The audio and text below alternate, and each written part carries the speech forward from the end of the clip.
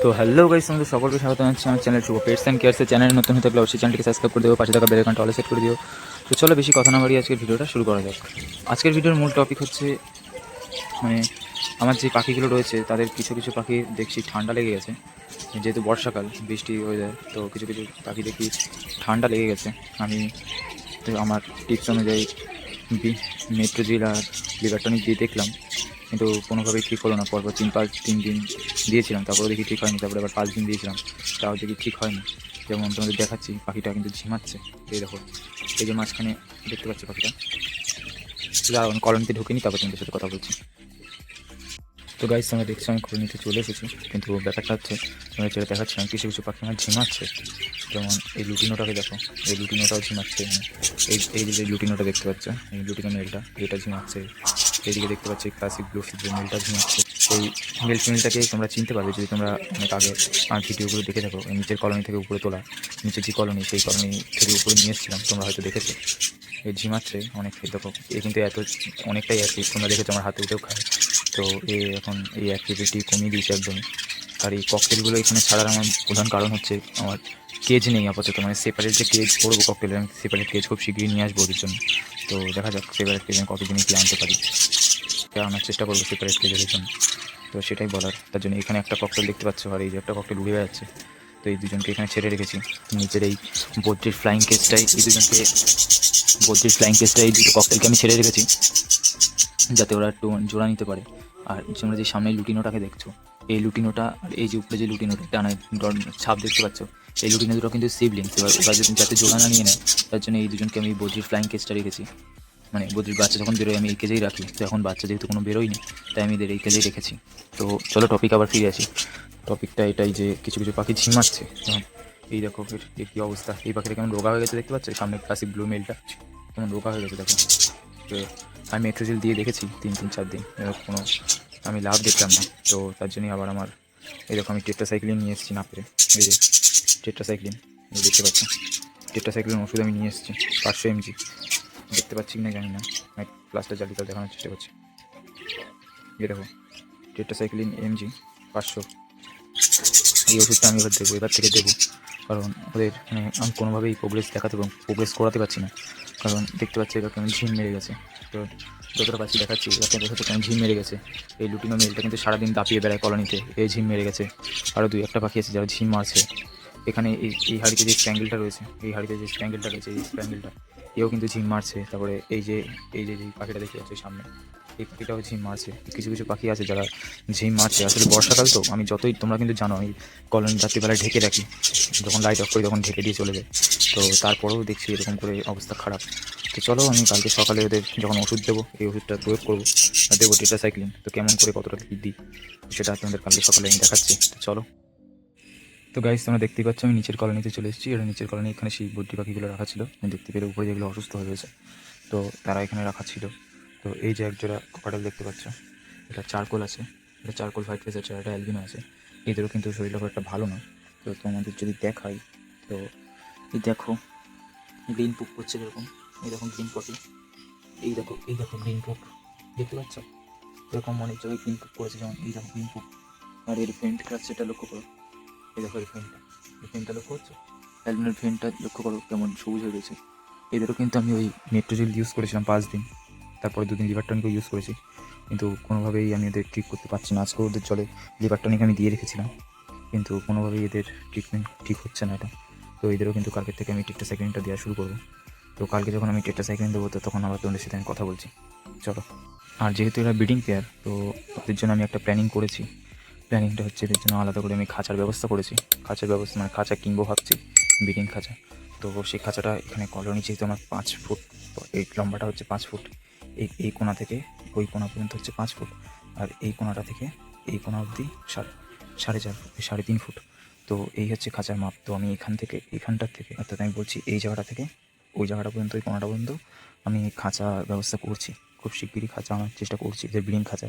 তো এটা কলোনিতে ঠিকঠাক ওরা উঠতেও পারছে না, কারণ এই সাইডটা ঢালু আর এই সাইডটা উঁচু। তোমরা দেখলে বুঝতে পারছো, এই সাইডে ঢালু, এই সাইডটা ঢালু আর এই সাইডে উঁচু, তো ওদের উঠতে অসুবিধা হচ্ছে।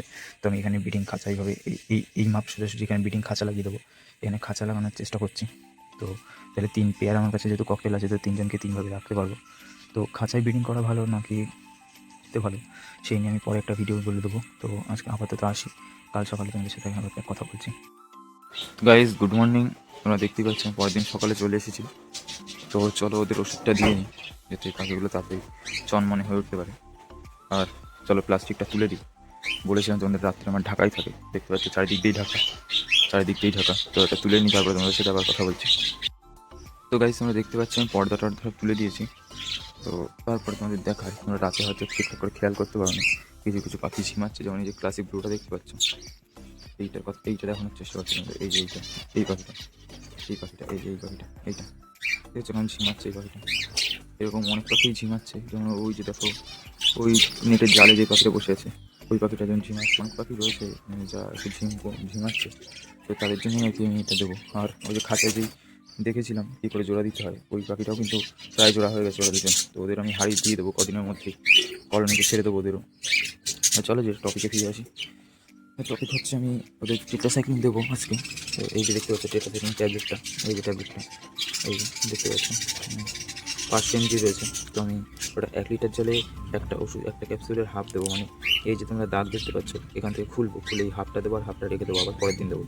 আর তোমাদের একটা কথা অবশ্যই জেনে রাখা দরকার, এই টেট্রাসাইক্লিন ওষুধ কিন্তু একটা অ্যান্টিবায়োটিক ওষুধ। তো এই সময় কোনো রকমের কোনো সফট ফুড বা এরকম জাতীয় কিছু দেবে না পাখিদের অন্তত 1 সপ্তাহ, কারণ এটা পরপর 5 দিন চালাতে হবে এই ওষুধটাকে। আর এটা অ্যান্টিবায়োটিক ওষুধ হওয়ার কারণে সফট ফুড দিলে কোনো কাজ করবে না, কারণ সফট ফুড দেখো সফট ফুড তো ভেজা টাইপের থাকে বা ভেজা টাইপেরই হয়। তো এই ওষুধটা দিলে তখন আর মানে যেহেতু আমার ওই যে ঝিমাচ্ছে বা গ্রিন পুপের জন্য আমি দিচ্ছি, ওই যে নিচে দেখালাম কালকে রাত্রে ককটেলটার কী অবস্থা, তো ওদের জন্য দিচ্ছি। তা ওদের যদি আবারও সফট ফুড দিই তো কোনো রকমের কোনো কাজ করবে না ওষুধটা, আমার ওষুধ দেওয়াই খাওয়া যাবে। আর বিশেষ করে একটা কথা বলে রাখার, ওষুধ দেওয়ার আগে কিন্তু কোনো রকমের কোনো লিভার টনিক ইউজ করবে না, কোনো রকম কোনো ইউজ করবে না। তুমি 2-3 দিন আগে ইউজ করেছো সেটা আলাদা বিষয়, কিন্তু লিভার ধরো আজকে ওষুধ দিলে তার একদিন আগে লিভার টনিক দিচ্ছ, এটা কিন্তু করবে না, তাহলে কিন্তু ওষুধের কোনো কাজ হবে না। ওটা নিউট্রাল করে দেবে লিভার টনিকটা ওষুধটাকে। তো চলো আমি ক্যাপসুলটা খুলে নিই, তারপর তোমাদের সাথে কথা বলছি আমি কতটা পরিমাণে দিচ্ছি দেখাচ্ছি। এখানে কিন্তু 1 লিটার জল আছে, তোমরা জানো আমি এই মগেই জল দিই। এখানে 1 লিটার পুরো জল আছে। তো ওটা ওদের জলের বাটি। তো ওই বাটিতে হাফ লিটার আমি এখানে মেশাবো, মিশিয়ে তারপরে একটু মিক্স করে নেবো জাস্ট জলটা। তো এখানের অর্ধেকটা এই কলোনিতে যাবে, অর্থাৎ এই বাড়িতে যাবে, আর অর্ধেক যেটা থাকবে সেটা আমি নিচের কলোনিতে ওই যে ককটেল দুটো রয়েছে ওই ককটেল দুটোকে দিয়ে আসবো, তারপরে আবার এদের বাটিগুলো ফিলিং করবো। তো চলো ওষুধটাকে খুলে মিশিয়ে নিই, তারপর তোমাদের সাথে কথা বলছি।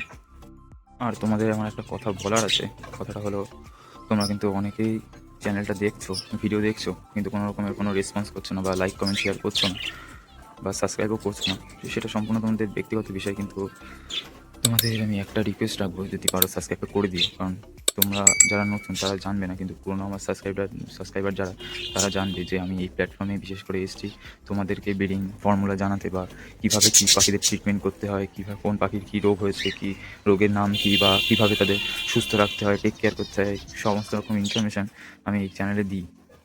তো যদি পারো সাবস্ক্রাইবটা করে দিও, তাহলে তোমরাও পরবর্তীকালে মানে আমি যে ভিডিওগুলো ছাড়বো ইনফরমেটিভ, তো সেই ভিডিওগুলোর নোটিফিকেশান পেতে পারো, বা আমার পাখি যে ডেলি আপডেট আমি ছাড়বো পরবর্তীকালে। আমি এখন টাইম পাচ্ছি না রেগুলার, তার জন্যই ছাড়তে পারি না। তো যখন ছাড়বো অবশ্যই তোমরা দেখতে পাবে, আর একটু ভালোবাসা দিও কমেন্টে।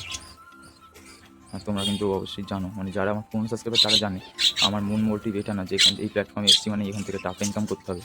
আমি জাস্ট পাখিদের ভালোবাসি, তো তার জন্য এই প্ল্যাটফর্মে এসেছি। আর আমি যেটুকু যা নলেজ আছে আমার মধ্যে সেইটুকুই তোমাদের মধ্যে আমি জানানোর চেষ্টা করছি, কারণ 3 বছর কিন্তু একটা অনেকই লং টাইম।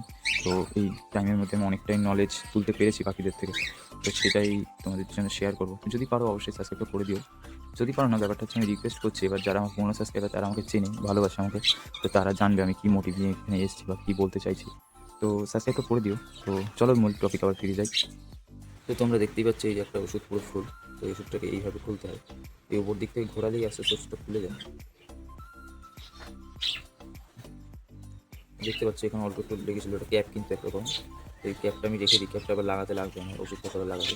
তো এটা দেখতে পাচ্ছি পুরো ফুল ওষুধ, এটা ওষুধটা কিন্তু পুরো ফুল। এর হাফটা আমি দেবো আর হাফ রেখে দেবো। তো হাফ দিয়েছি আর এখানে হাফ রয়েছে, এই ক্যাপের মধ্যে হাফ রয়েছে, আর হাফটা কিন্তু আমি দিয়ে দিলাম যেন দেখতে পেলে। তো আমি ক্যাপটা লাগিয়ে নিই, তারপর আমি তোদের সাথে কথা বলছি। তো তোমরা দেখতেই পেলে আমি ওষুধটা এখানে দিয়ে নিয়েছি, আর এই যে ওষুধের ক্যাপসুলটা আবার ঢুকিয়ে রাখলাম, কারণ কালকে যেহেতু আবার দিতে হবে। তো ওষুধটা আমি ভালো করে মিশিয়ে নিই দুটো জলের সাথে।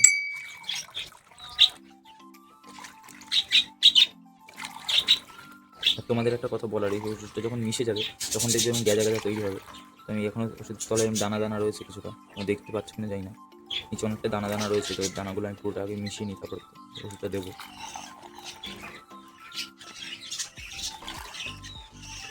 এই যে পুরো ওষুধটা মিশিয়ে নিয়েছি, এবার ওষুধটা কলোনিতে দিয়ে দেবো।